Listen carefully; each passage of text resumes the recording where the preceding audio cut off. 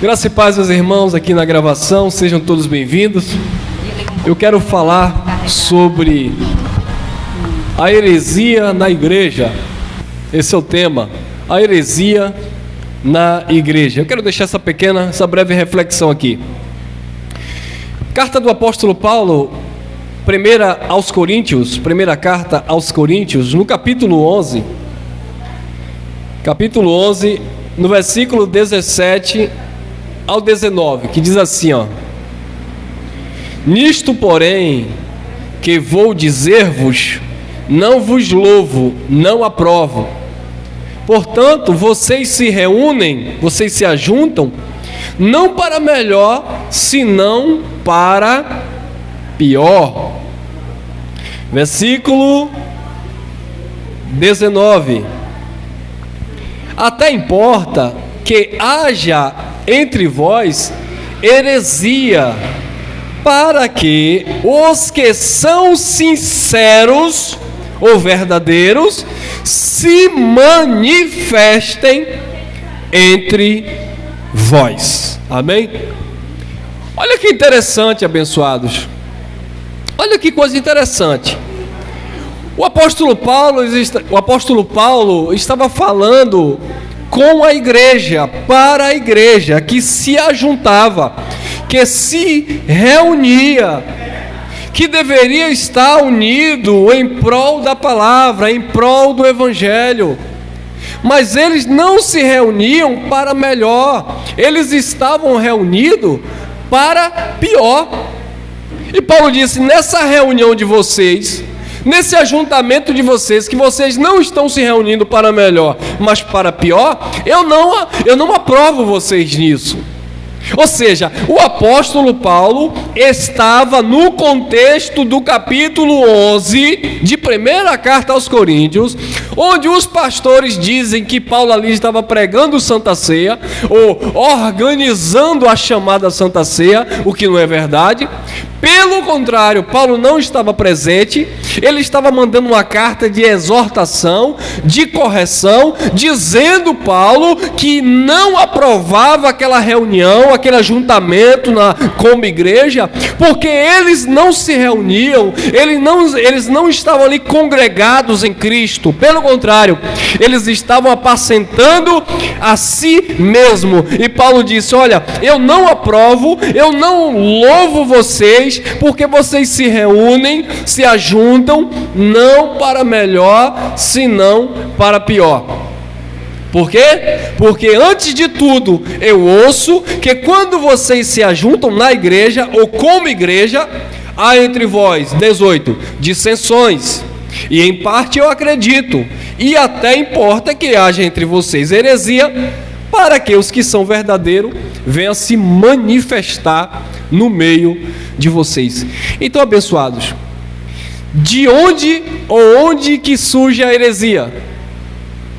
Aí o pregador diz assim: ei, irmão, venha para a igreja, aceite Jesus, porque o mundo aí é uma heresia, é uma mentira, é um engano. Não, Paulo disse que era na reunião da igreja que tinha heresia, que tinha engano, que tinha mentira, que tinha briga, que tinha fofoca, que tinha contenda, que tinha divisão, que tinha dissensão. Tudo aonde? Na igreja. Então essa conversa de você aceitar Jesus e ir para a casa de Deus, ou seja, fazer parte de uma instituição religiosa que eles chamam de igreja, porque aí você vai virar um santo, é um engano. Porque quem é sujo em qualquer lugar. Quem é falso, quem é mentiroso, ele é mentiroso em qualquer lugar. Ele pode estar na igreja católica, evangélica, na umbanda, na quibanda, no sai de banda. Quando ele é ruim em qualquer lugar, irmão. Então os líderes religiosos gostam de mascarar e dizer assim: olha, venha para a igreja. Eles dizem assim: olha, venha para Jesus na igreja, porque apresentar Jesus tem que ser na igreja. Para eles não existe falar de Cristo fora das quatro paredes. Mas Cristo não habita em templo feito por mão de homens. Deus não habita em um templo físico. Deus habita no coração do verdadeiro adorador, que adora em espírito e em verdade. Deus não tem casa na terra. A casa na terra somos nós, onde o Eterno habita. Então, abençoados, Paulo disse que era na igreja, quando eles se reuniam como igreja, que havia mentira, dissensão, facção, contenda, inveja, tudo isso no contexto de igreja. Ô irmão Elson, então agora aí vai estreitar o negócio. Por quê? Eu vou ler o texto para a gente comparar aqui. Então há uma contradição, vamos lá. Em 1 Coríntios capítulo 11, Paulo não aprovava aquela reunião como igreja. Claro, muitos se embriagavam, outros comiam, deixavam outros com fome, então não havia nenhum tipo de comunhão.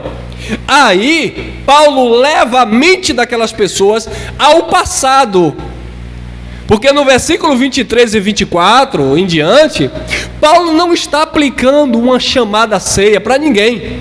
Pelo contrário, o contexto ali, na verdade, o que estava acontecendo era uma festa, de cultura do judaísmo, uma festa ágape, uma festa que seria a festa de amor, mas que na verdade não tinha amor.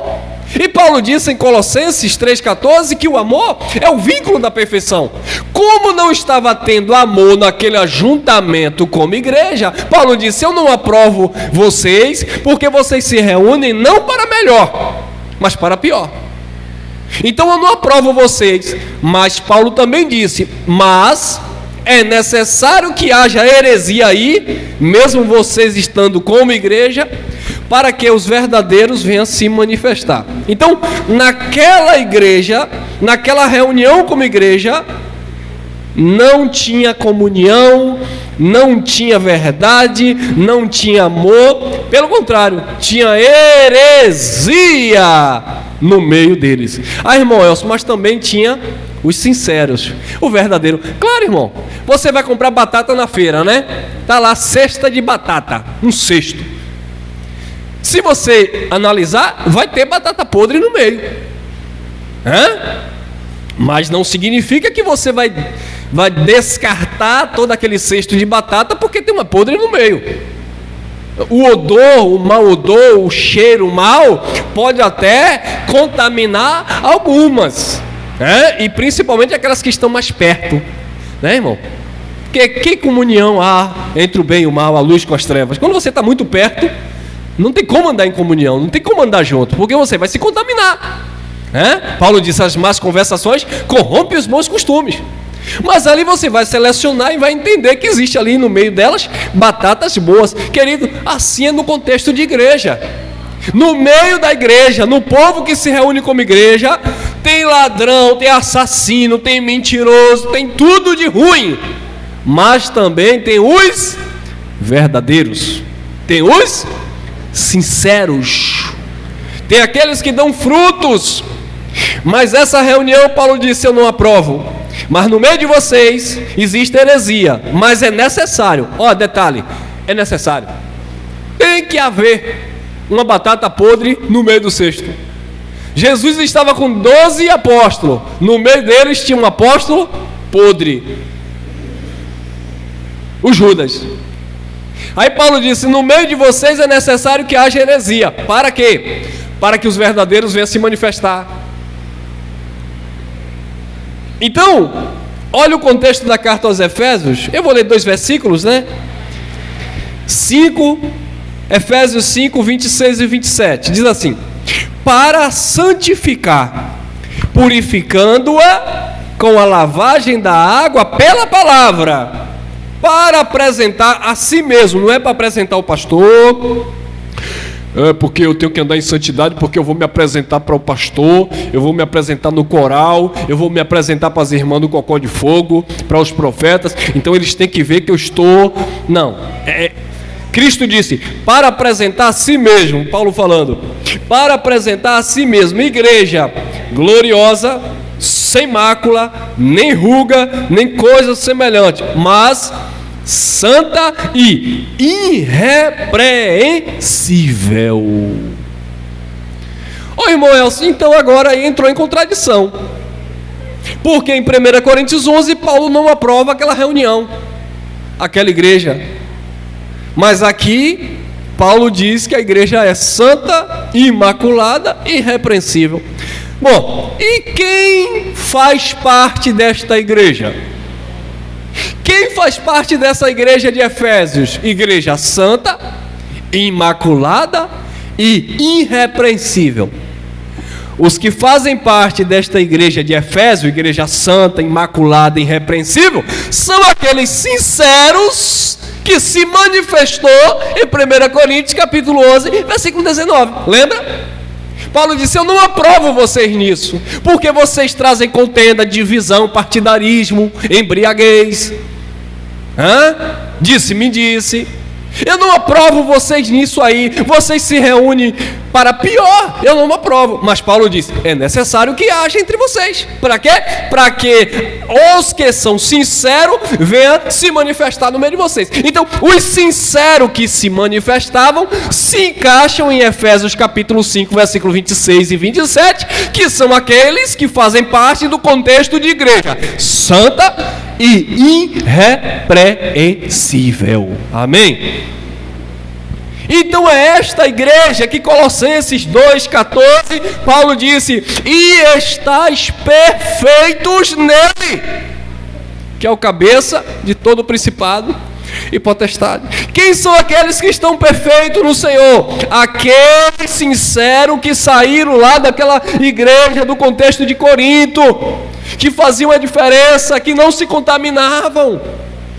Quem são os sinceros? Quem são aqueles que estão perfeitos? Aqueles que fazem parte da igreja de Efésio ou de Éfeso, santos, irrepreensíveis diante dele. E detalhe, mas que foram lavados pela palavra. Querido, ou a nossa mente é lavada pela palavra, ou nós vamos levar uma lavagem cerebral da tradição. Porque quando você diz assim: eu estou perfeito nele, aí alguém diz assim: que é isso, irmão? Todos nós somos falhos e pecadores.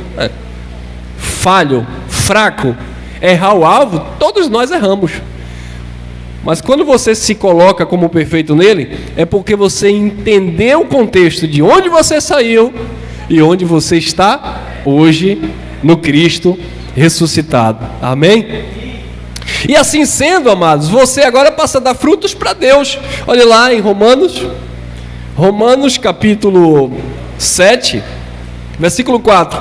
Assim, meus irmãos, também vós estáis mortos para a lei pelo corpo de Cristo, para que sejais de outro, daquele que ressuscitou dentre os mortos, a fim de darmos agora frutos para Deus.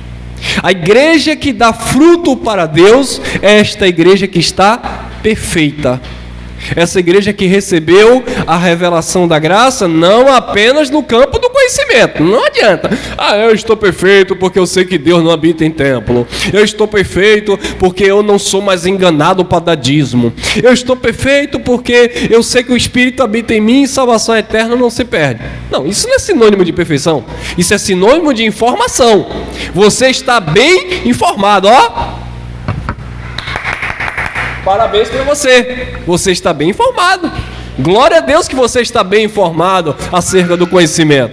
Mas a questão é: o que é que você faz com esse conhecimento? Porque o povo de Corinto também tinha esse conhecimento.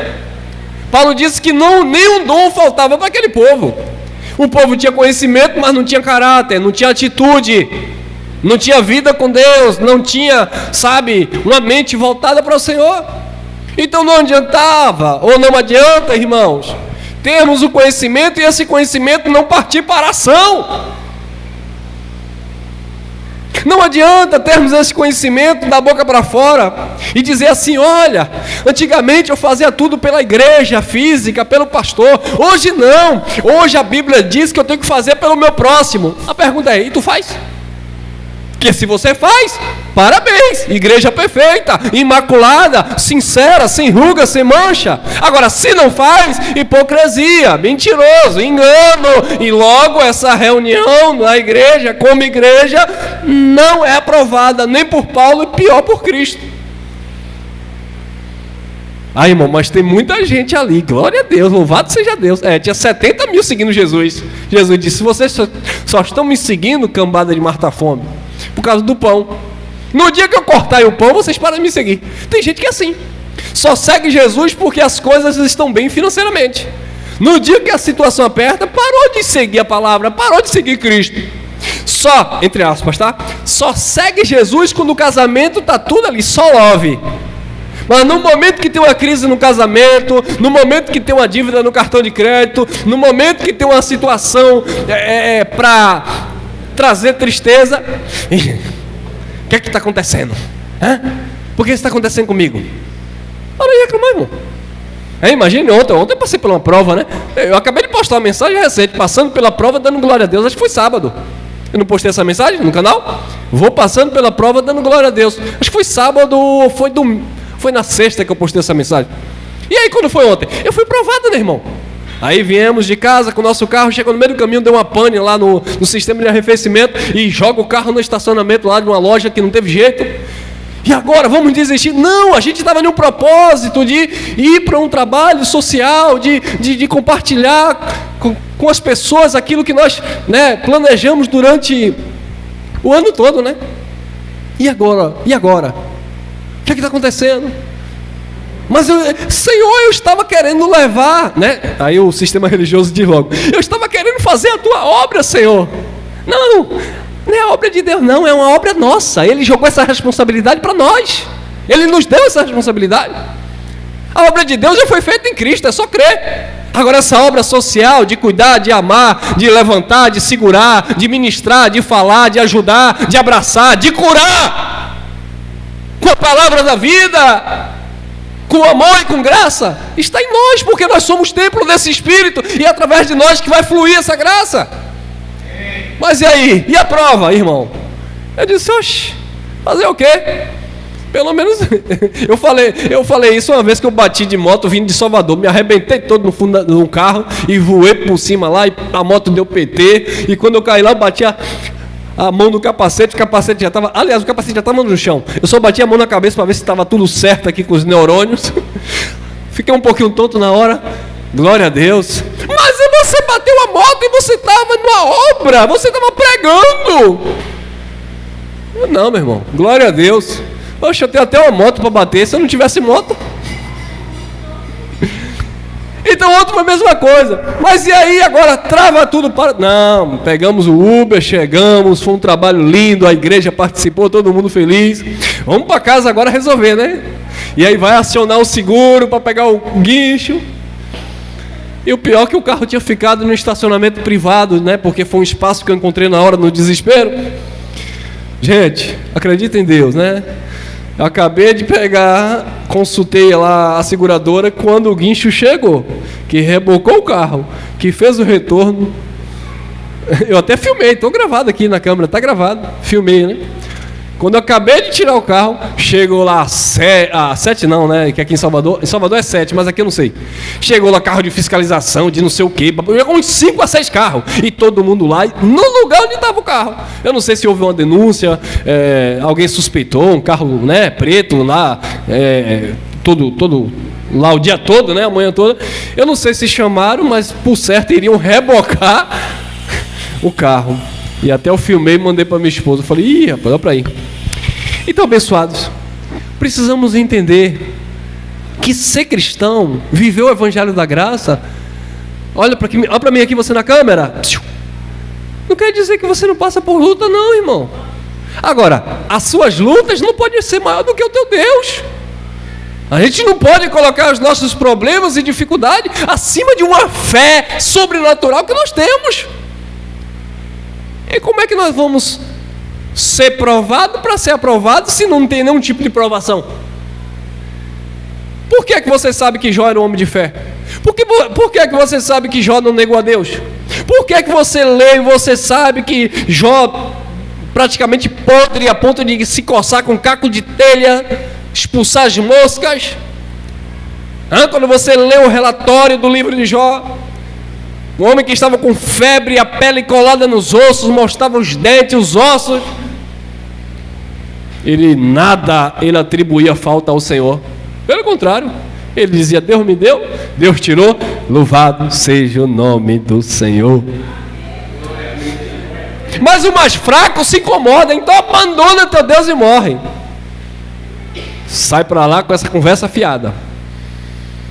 Sai para lá, louca. Eu sei em quem eu tenho crido, disse Paulo. Amém, meus amados? Então, os verdadeiros vão se manifestar na igreja, mas os falsos também se manifestam na igreja. Paulo disse: é necessário que haja entre vocês os mentirosos, as heresias, para que os verdadeiros, os perfeitos, venham também se revelar entre vocês. Então, não se engane, já falei várias vezes. Eu tinha um irmão que ele partiu em Cristo, já morreu. E ele dizia assim: Elcio, você tem que ter muito cuidado. Ele era um coroa, bem coroa mesmo, quase 80 anos, mas era um irmãozão, aquele amigo mesmo, sabe?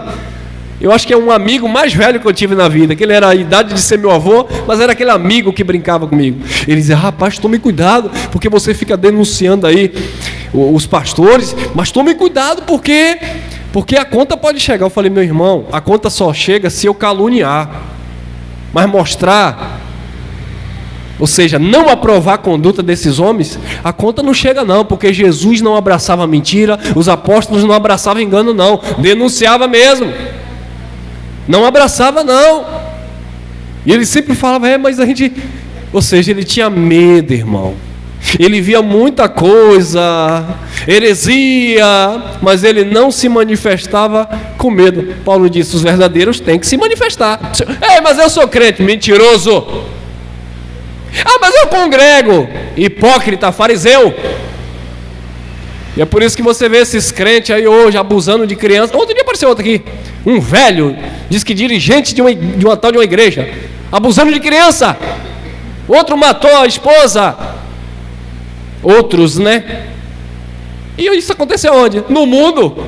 No carnaval? Não, irmão, isso é normal lá. Mas aconteceu no âmbito que eles chamam de igreja, templo, casa de Deus. Mas e aí, todo mundo agora é ruim? Não. Os verdadeiros sempre vão se manifestar. Amém, meus amados? Graça e paz.